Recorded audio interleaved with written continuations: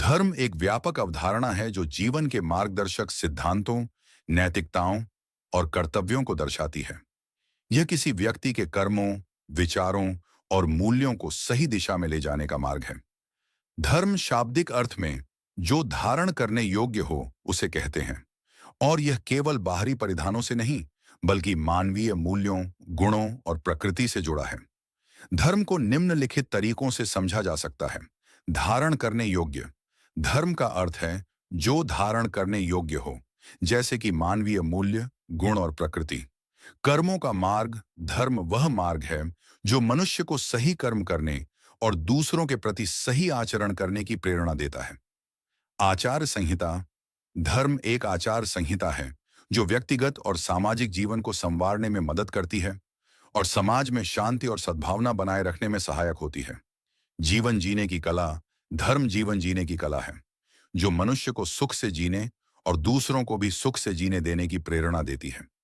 संक्षेप में, धर्म एक ऐसा मार्ग है जो मनुष्य को सही कर्म करने, नैतिक मूल्यों का पालन करने और अपने जीवन को सार्थक बनाने में मदद करता है। ये तो है धार्मिक शास्त्रों के अनुसार धर्म की परिभाषा। आइए अब ये भी जान लेते हैं कि बाबा साहब डॉक्टर भीमराव अंबेडकर जी की धर्म को लेकर क्या धारणा थी। बाबा साहेब आम्बेडकर धर्म के बारे में यह मानते थे कि धर्म मनुष्य के लिए है, न कि मनुष्य धर्म के लिए। उन्होंने हिंदू धर्म में व्याप्त जातिवाद और असमानता के कारण बौद्ध धर्म अपनाया। उनका मानना था कि बौद्ध धर्म स्वतंत्रता, समानता और बंधुत्व सिखाता है, जो एक व्यक्ति के विकास के लिए आवश्यक है।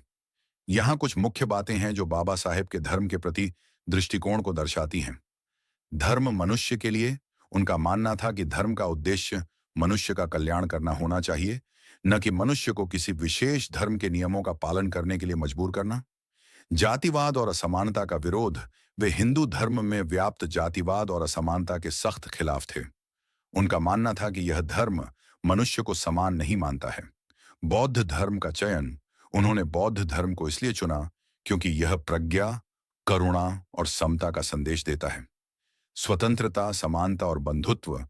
उनका मानना था कि बौद्ध धर्म मनुष्य को स्वतंत्रता, समानता और बंधुत्व सिखाता है। धर्म परिवर्तन। उन्होंने धर्म परिवर्तन को एक व्यक्तिगत निर्णय माना, लेकिन उनका मानना था कि धर्म ऐसा होना चाहिए जो मनुष्य को सशक्त करे और उसे सम्मानजनक जीवन जीने में मदद करे। स्वयं की मदद। उनका मानना था कि मनुष्य को स्वयं की मदद करने के लिए प्रयास करना चाहिए और धर्म एक ऐसा साधन हो सकता है जो इसमें मदद कर सकता है। धर्म मुक्ति का साधन।